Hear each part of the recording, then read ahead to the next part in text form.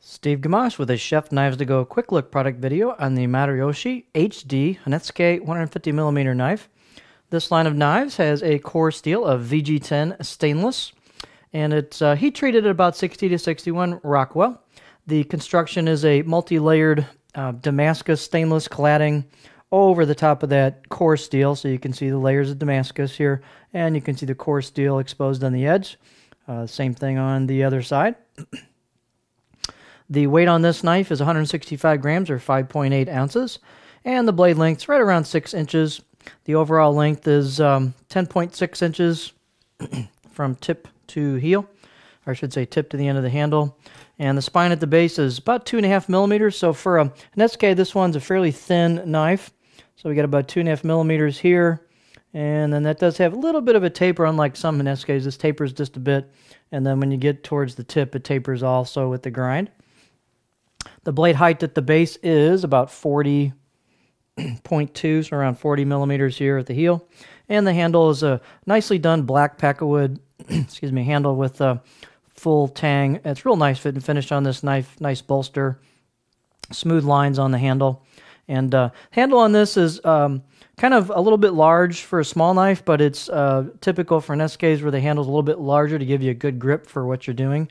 And this one is fairly thin compared to most SKs I've handled. It does have a bias on the right side of the grind, so there's your taper to the actual geometry of the knife, and there is your there's your profile with a little bit of curve to it. Not quite as flat as some SK models. It is biased a bit towards a right-hand user, so it's got a curve taper towards the blade on the right side of the blade. So we've got some convexing here, you can see that. And then the back side of the blade is pretty well flat. So there's a nice bevel on the back and a small bevel on the front. So it doesn't have a big bevel like some SKs have. It's just got a small secondary edge bevel on the front and then equal on the back as well. Actually, the back side might be a little bit larger of a bevel. But it's a little different style than some SK, so it's much thinner knife. It's lighter. Balance point on this is going to be handle heavy, so it's back here, but that's due to the nature of the handle and the blade.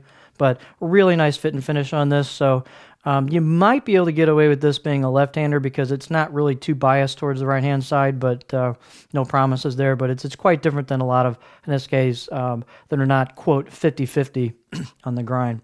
So there you have the Maruyoshi. Oh, also, I'm sorry, out-of-the-box edge.